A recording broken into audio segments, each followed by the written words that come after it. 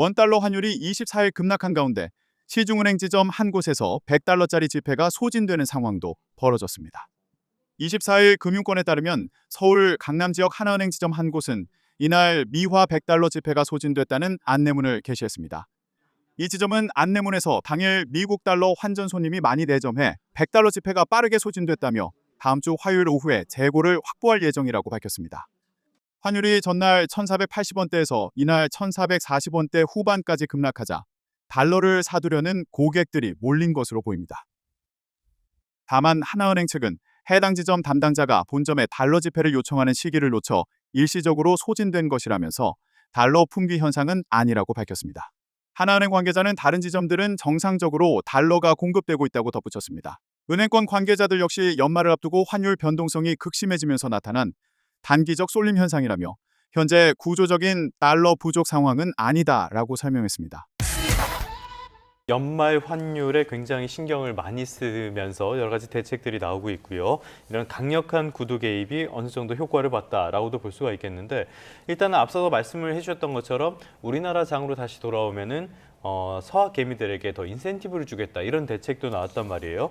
그런데 막상 투자자들의 이렇게 여론을 보면은 그렇게 뭐 뚜렷한 반응을 보이는 것 같지는 않습니다. 미지근한 반응인 것 같은데 그 이유는 뭘로 봐야 될까요? 어제하고 그제 S&P 500의 그 주가 지수를 보면 이제 예. 이해를 하십니다. 아, 역시 예. 예, 사상 최고치, 산타릴리.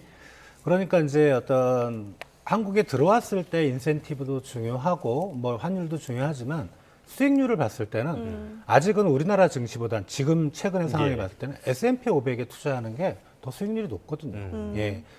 그런 부분에 있어서 서학개미들의 좀 반응은 미지근했던 것 같고요. 다만 이제 정부가 생각하는 가장 최선의 시나리오는 우리나라 주가 지수는 아직 올라갈 여력이 있어서 내년에 이렇게 점점 올라가고 S&P 500은 좀 조정을 받아서 좀 떨어진다면 그러면 이제 정부가 원하는 시나리오대로 되는데 네네. 주식 시장에 대해서 누가 알겠습니까? 그렇죠. 그게 만약에 거꾸로 예. 가면 이런 대책은 이제 전혀 효과가 없을 수밖에 없는 거죠. 네. 알겠습니다. 지금 서학 개미들을 국내로 다시 돌아오게 하는 대책들이 나오고는 있는데요. 말씀하신 것처럼 어떤 상황이 될지는 조금 더 봐야 될 것 같고요. 어쨌든 정부에서 나오는 대책들은 거의 총망라가 된 것 같아요. 그래서 할 수 있는 모든 대책을 쓰고 있다라고 볼 수가 있을 것 같은데, 이런 식의 대책들은 장기적으로 이어갈 수는 없잖아요. 이거 계속 갈 수 있을까요? 제가 생각하는 시나리오는 이게 마지막은 아닐 겁니다. 그래도 환율이 안정이 안 된다. 그럼 두 번째 단계는 어떤 거냐 하면은 예. 이제 투기 수요, 달러를 미리 사놓는 수요에 대해서 예. 페널티를 줄 수 있는 강력한 규제죠. 예. 그리고 마지막으로 갈 수 있는 건 이건 정말 써서는 안 되는데 연기금의 해외 주식 투자 비중을 조정을 하는 겁니다. 근데 이거는 그 이제 보건복지부 소속이라 예. 그때 이제 그 민간 자문위원들의 심의라든가 이런 것들 거쳐야 그렇죠. 되거든요. 예. 그리고 여론에서도 상당히 안 좋고 이건 마지막 카드입니다. 예. 마지막 카드고, 그리고 또 하나는 이제 진짜 서학개미들에 대한 지금은 이제 뭐 세제 혜택이나 이런 게 있는데 오히려 페널티를 줄 수 있는 2단계까지 가서는 안 되는데 예. 정말 뭐 환율이 1,600, 1,700 하면 정부가 손을 놓고 있을 수는 없거든요. 네네네. 근데 그 정도의 어떤 시나리오별, 단계별 아직도 대책은 더 있다고 저는 생각을 합니다. 네, 정부의 이런 대책들로 연말에는 어찌저찌 관리가 가능하다고 해도 연초에 다시 환율이 재시험대에 오를 수 있다라는 전망이 나오고 있는데 어떻게 보십니까, 변수는? 우리가 보통 환율이 뭐 매년 그런 건 아니지만 1월 달이 좀 불안한 측면이 있습니다. 왜냐하면 이제 경상수지가 1월 달에 예. 12월에 비해서 흑자 규모가 상당히 줄거나 어떤 경우는 경상수지가 마이너스가 나오는 경우가 있어요. 계절성이 있는 예, 겁니까? 1월은 원래 그렇습니다. 예. 그럴 때 이제 사실 근데 그 흑자 규모가 주는 폭, 그게 규모가 크진 않은데 시장에 안 좋은 신호를 줄 수가 있거든요. 그래서 1월 달을 상당히 좀 조심해야 되고, 그리고 이제 3월과 4월에는 우리나라에 들어와 있던 글로벌 기업들의 회계 기준이 보통 연말이 아니고 그런 기업들은 3, 4월이거든요. 네네.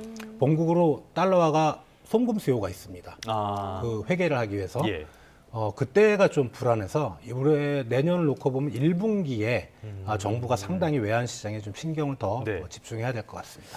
알겠습니다. 지난 수요일에 환율이 급락을 했다 그러지만은 아직 게임은 전혀 끝난 것 같지는 않은 상황이고요. 불안한 게 계속 이어지고 있습니다.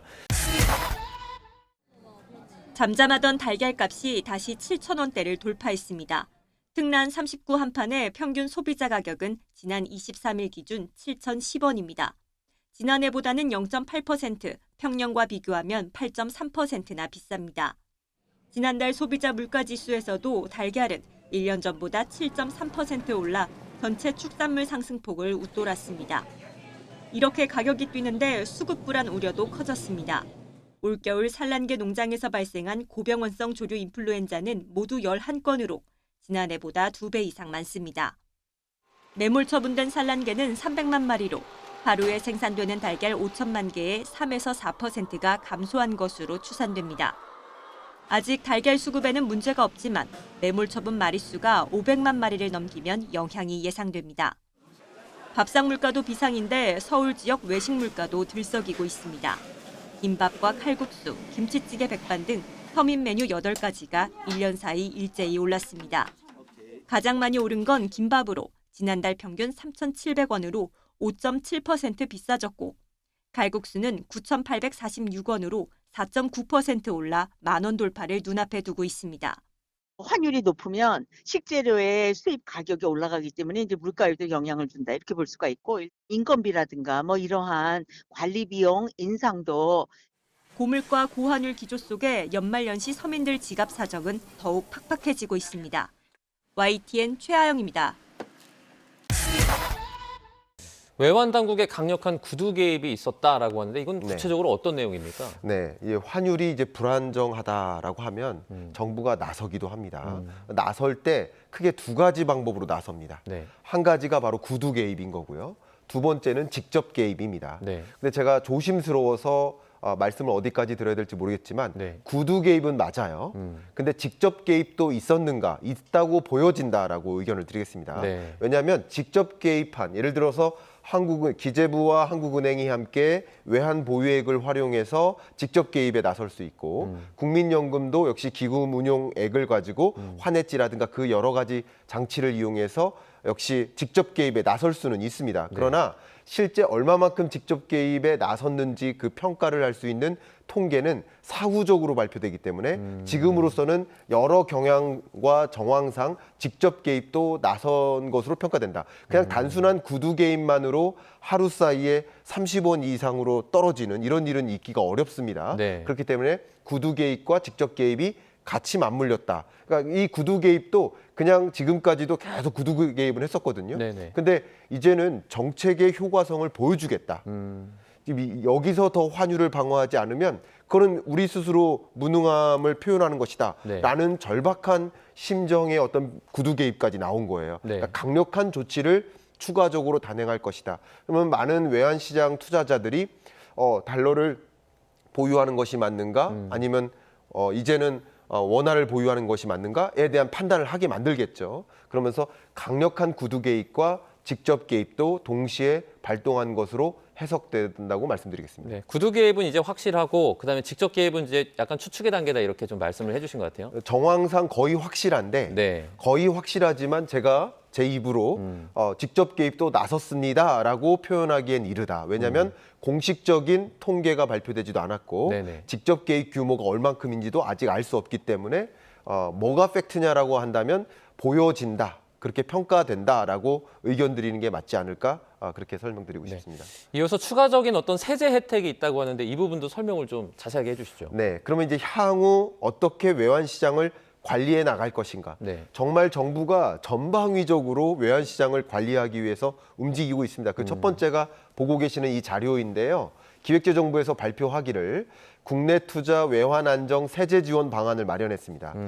소위 말하는 서학개미 개인 투자자들이 해외 주식을 매각하고 그리고 원화를 환전해요. 그러면 달러가 한국에 들어오겠죠. 네네. 국내 주식이나 그 돈을 가지고 주식형 펀드를 투자한다. 그러니까 쉽게 말하면 해외 주식 팔고 국내 주식 산다. 네네. 그러면 1년간 장기 투자에 따른 비과세 혜택을 주겠다. 해외 주식 양도세에 대한 비과세 혜택을 주겠다. 강력한 조치죠. 네네. 그럼으로써 많은 서학개미들이 국장으로 들어와라 하는 러브콜 메시지를 궁극적으로 이 세제 지원을 통해서 마련하겠다라는 굉장히 강력한 신호라고 볼 수 있겠습니다. 근데 이렇게 하면 그러니까 서학개미들에게는 어떻게 보면 국내 투자로 유도를 할 수 있겠지만 그렇죠. 그냥 국내 투자만 하던 분들은 별다른 혜택이 없는 거 아닙니까? 그렇죠. 그런 면에서는 형평성에 대한 논란이 시작될 수 있겠다. 한 가지 형평성 논란, 지금 앵커님께서 너무 중요한 부분을 지적해 주셨는데요. 네네. 나는 해외 주식 투자 안 했는데, 나는 다른 데 투자했는데, 나는 저축만 했는데, 지금 환율 안정에 나름 기여했었던 그런 국내 주식 투자자들, 이 투자자들은 아무런 혜택이 없고 오히려 이 환율을 상승시키는데 일정 부분 기여했다고 정부가 스스로 평가하고 있는 이들에게는 뭔가 양도세 혜택을 줌으로써 형평성 논란이 있을 수 있고요. 네네. 또 한 가지 측면은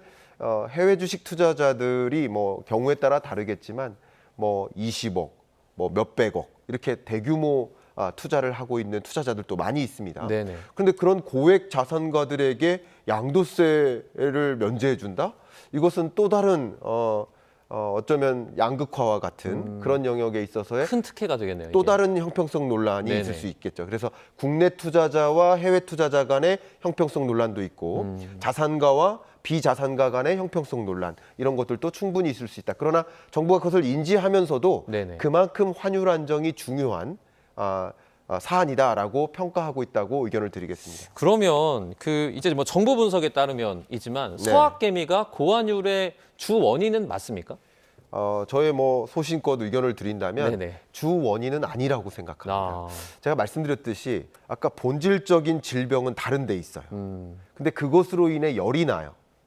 그럼 열이 나는 걸 해결하기 위한 조치. 그러니까 열이 나니까 지금 뭐 예를 들어서 해열제를 먹인다 이런 고민을 하는 거잖아요. 그러니까 서학개미들은 왜 해외 주식 비중을 늘려나갈까? 한 가지 이유는 아무래도 환율이 안정화되지 않을 거야. 앞으로도 강달러, 소위 우리나라 입장에서는 강달러인 거죠. 우리나라 입장에서는. 그러니까 원화 약세가 앞으로도 이어질 거라는 전망이 있으니까 달러 표시 자산을 선호하는 거 아니겠습니까? 또 국민연금도 마찬가지예요. 계속 해외 주식 비중을 늘려나가고 있거든요. 네. 지금까지도 그랬고 앞으로 5년 동안의 계획하에도 해외 주식 비중을 늘려나갈 겁니다. 네. 지금 1,322조가량의 기금 운용액을 해외 주식 비중이 이미 더 많고 해외 주식 비중을 늘려나갈 계획인데 그건 왜 그럴까요? 앞으로 달러 표시 자산을 보유하는 것이 유리할 거야. 기금을 운영하는데 유리할 거라는 판단 아니겠습니까? 네네. 그러니까 그 판단 자체가 잘못됐다고 저는 생각을 하지는 않습니다. 그러나 어쨌든 그런 요인들이 환율이 앞으로도 상승할 거야. 고환율이 지속될 거야라는 판단하에 달러 표시 자산을 선호하게 만든 거고 달러 표시 자산을 선호하고 달러로 몰리니까 그만큼 또 고환율을 지속하게 만드는 그런 요인에는 해당된다. 그러나 본질적인 요인은 다른 데 있다라고 저는 의견을 갖고 있습니다. 서울 외환시장은 시작부터 공포에 휩싸였습니다. 사흘 연속 1,480원대를 유지한 데 이어 연고점을 향해 치솟으며 1,500원 턱밑까지 위협했습니다. 그러자 외환당국의 이례적으로 강한 경고와 서학개미 대책이 나왔습니다. 외환당국은 원화의 과도한 약세는 바람직하지 않다고 밝혔습니다. 지난 1, 2주에 걸친 회의와 조치는 정부의 강력한 의지와 종합적 정책 실행 능력을 보여주기 위해 상황을 정비한 과정이었다는 것을 곧 확인하게 될 것이라고 강조했습니다. 오늘부터 그간 정부가 준비하고 조율해온 대책들이 본격 시행될 것입니다. 시장 분위기는 순식간에 바뀌었습니다. 원달러 환율은 1,450원대까지 내려왔습니다. 1,484원으로 개장했던 것과 비교하면 하루 사이 30원 넘게 떨어진 셈입니다. 환율은 한때 1,449.8원까지 빠지면서 3년 1개월 만에 최대폭 하락을 기록하기도 했습니다. 시장 전망은 엇갈립니다. 연말 달러 수요가 줄어든 상황에서 일단 급한 불을 끈 것이라는 시각과 내년 우리 경제가 호조세를 보이며 환율이 안정을 찾을 것이라는 전망이 함께 나옵니다. 이런 구조적인 환경이 뭐냐 그러면 미국과 우리나라의 이제 격차라고 보시면 됩니다. 일단 미국에 대한 달러 수요가 워낙 많기 때문에 이런 구조가 깨지지 않는 이상은 환율 급등은 계속적으로 나올 수밖에 없다. 한국의 여러 경제 상황들이 많이 개선이 되고 있기 때문에 내년 상반기에는 지금보다 훨씬 하향 안정된 수준의 이 환율을 보일 걸로 전망을 합니다. 나흘째 산타랠리가 이어지는 듯했던 코스피는 장 후반 상승세가 꺾이면서 0.2% 내린 4,108로 마감했습니다. YTN 박견입니다.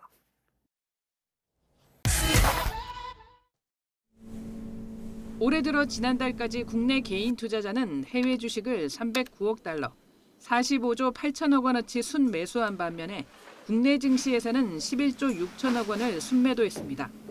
지난 3분기 말 기준 개인 투자자의 해외 주식 보유 잔액은 1,611억 달러, 우리 돈 235조 원에 이릅니다. 정부는 서학개미들의 국장 복귀를 유도하기 위해 세제 지원책을 내놨습니다. 해외 주식을 판 자금을 국내 주식에 1년 이상 장기 투자하는 국내 시장 복귀 계좌에 20%인 양도소득세를 1년간 비과세하겠다고 밝혔습니다. 1인당 매도액 5천만 원을 한도로 혜택을 주는데 빨리 복귀할수록 세금을 많이 깎아줄 것이라고 밝혔습니다. 개인 투자, 해외 투자자의 국내 복귀를 지원함으로써 외환시장의 안정과 국내 자본시장 활성화를 동시에 도모하고자 합니다. 또 개인이 해외 주식에 대한 환해지 상품을 사는 경우에도 양도소득세 감면 혜택을 주겠다고 밝혔습니다. 개인들이 환해지 상품을 사면 증권사는 위험 관리를 위해 달러를 시장에 팔기 때문에 달러 공급이 늘어나게 됩니다. 정부는 또 현재 국내 기업이 해외 자회사로부터 받은 배당금에 대해 95%만 비과세하고 있는데 이 비율을 100%로 올리기로 했습니다. 이런 조치로 해외 투자금의 적어도 10%만 국내로 돌아오더라도 최대 200억 달러가 공급될 수 있다는 게 정부 추산입니다. 정부는 또 연간 200억 달러 한도로 대미 투자를 하기로 해서 시장에서는 내년에 200억 달러가 나갈 것이라고 생각하는 것 같다며 사업 진척 상황을 보면 그보다 훨씬 적은 금액이 투자될 것이라고 밝혔습니다.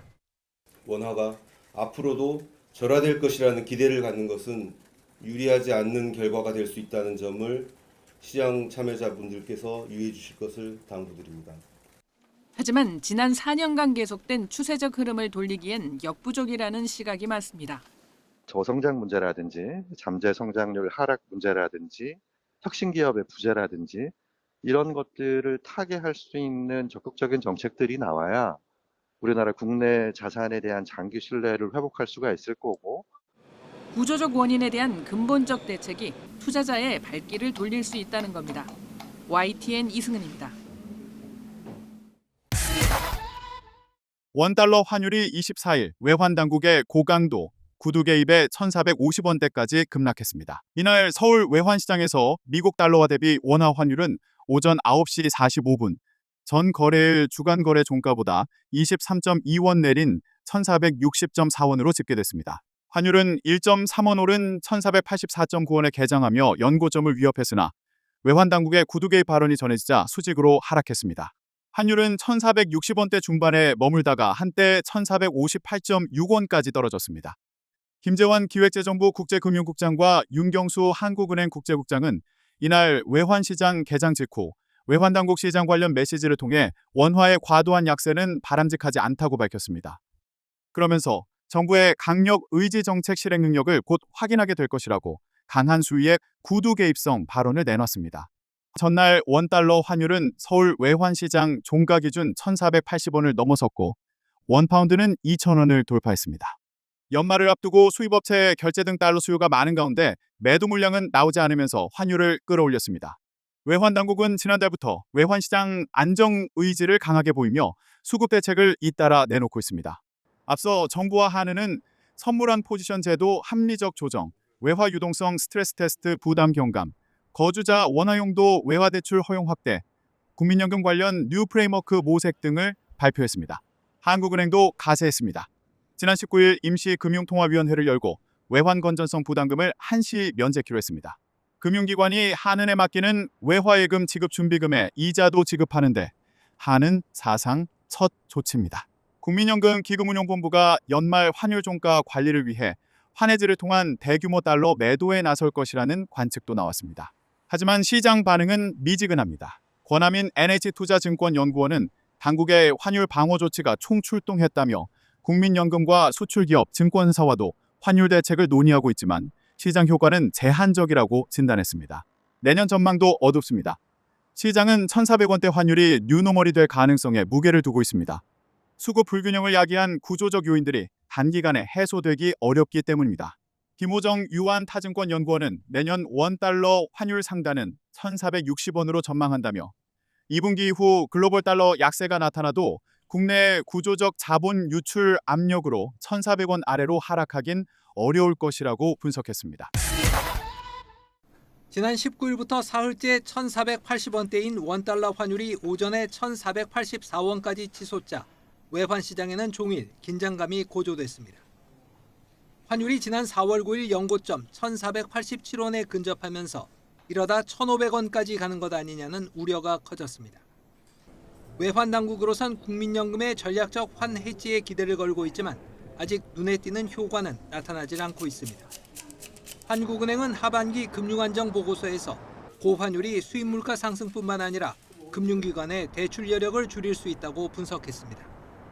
환율이 오르면 은행의 외화 대출 등 외화 자산의 원화 환산액이 늘어나는데 이는 자기 자본 비율의 분모인 위험 가중 자산을 늘려 결과적으로 자기 자본 비율을 떨어뜨리게 됩니다. 연말 그 환율에 따라 금융기관의 외화 자산의 그 원화 환산액이 증가할 수가 있게 되고 그렇게 되면 이제 자본 비율의 하락 요인으로 작용하게 됩니다. 금융기관 입장에서는 신용을 줄이게 되는 위험 가중 자산을 줄인다라는 것은 이제 신용을 줄인다는 것이니까 그렇게 될 수는 있습니다. 한은은 은행들이 신용 공급을 축소하면 취약계층의 어려움이 커지고 수출 대기업과 내수 중소기업 간 양극화가 심화될 수 있다고 지적했습니다. 고환율에도 외국인의 1조 가까운 순매수에 힘입어 코스피는 0.3% 상승 마감해 사흘째 산타랠리를 이어갔습니다. 트럼프 대통령이 미 해군 신형 호위함 건조와 관련해 한화를 언급하면서 한화오션은 12% 급등했습니다. 코스닥은 0.4% 상승 출발했지만 외국인 순매도로 상승세가 꺾여 1% 내린 919로 장을 마쳤습니다. YTN 유환홍입니다.